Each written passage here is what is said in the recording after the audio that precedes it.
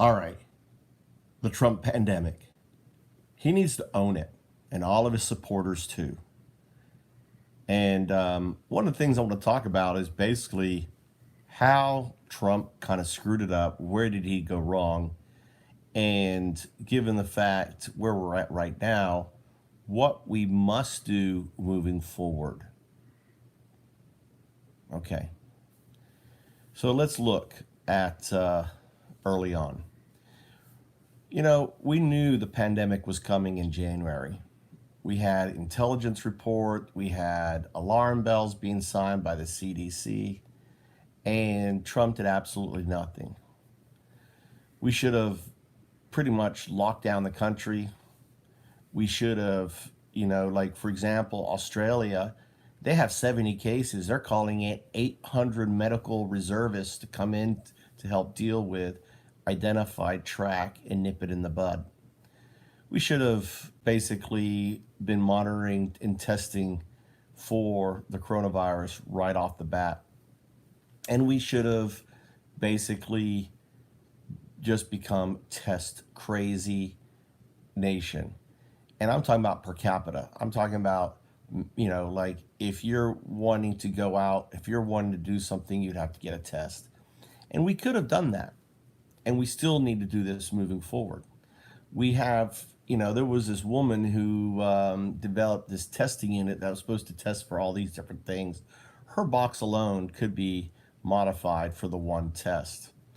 And I can't think of her name. She was a Silicon Valley woman who took billions of dollars from investors. It's a great story. And she's in jail right now. But she had a testing machine. And I'm sure people involved in that, or I'm sure her technology is probably being used in this pandemic testing. If she would have been around today and she hadn't been busted, she could have pivoted that machine for coronavirus testing.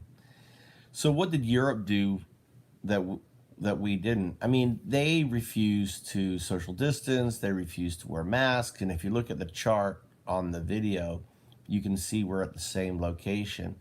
But what they did was they shut down the entire Europe for 2 months. They had UBIs, people were, compensated from the government, and they shut it down. Whereas we didn't. We basically had too many people complaining, and and again, the Trump pandemic. We had a president who basically listened to the wrong people. We need to open up. We need to open up. The whole market collapse and yada yada yada. And and we never really dealt with the virus. We kind of like ignored it. And then as the virus came back, we ignored it more. And Trump was saying, well, it's because we're testing more and blah blah blah. Um, and there was something to that, but still, his argument, if we didn't test, we wouldn't have anything, would be like if we didn't test for cancer, we wouldn't have cancer. If we didn't test for Alzheimer's, we wouldn't have Alzheimer's. It's kind of like saying having an AIDS epidemic and say, okay, we're not going to test for AIDS anymore, which is just ridiculous. So, you know, testing is just so important, and the politicization of masks made things even worse. Some of my radical ideas, I believe we should basically have school camps for boys and girls. Okay, moving forward, what do we need to do moving forward? We need to get all our kids basically through this virus. Eventually, they're going to catch it, and we should have schools with the young faculty. We should have a medical thing set up, for people who are feverish, and have the kids there an entire month and get them infected and get them over it, so that way they're not infecting and they can go back to school and everything else. Same thing with probably colleges. We should basically just infect everyone, or try to do it in such a way that, 100 at a time, so you can manage, right? So, okay, you're going to get infected. It's kind of crazy, but that's herd resistance.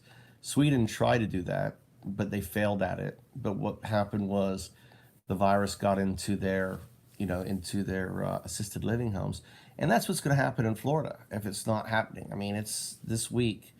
We're, if it gets into these assisted living homes, we're going to have significant others. So the politicization of masks. Oh, look at the Tulsa rally. When the Tulsa rally was going on, there were literally thousands of Trump bar events taking place. These bar events, there were social distancing, they weren't wearing masks, they were yelling and screaming and chanting with Trump. A whole bunch of Trump supporters who couldn't go to Tulsa together in a bar spreading the coronavirus. I have a theory. I bet, and I've been trying to track this, and I've been looking at counties. Like I've been going to the hourly, right? And one of these counties had 20 points in the elections. Very strong Trump supporters. A California county outside of LA.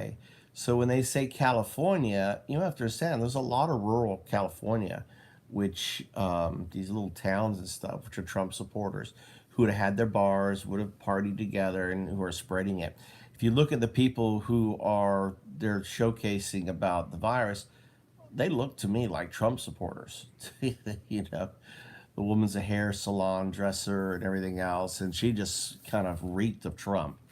So, and it'd be really interesting to ask people who are getting affected. Okay, you have the virus.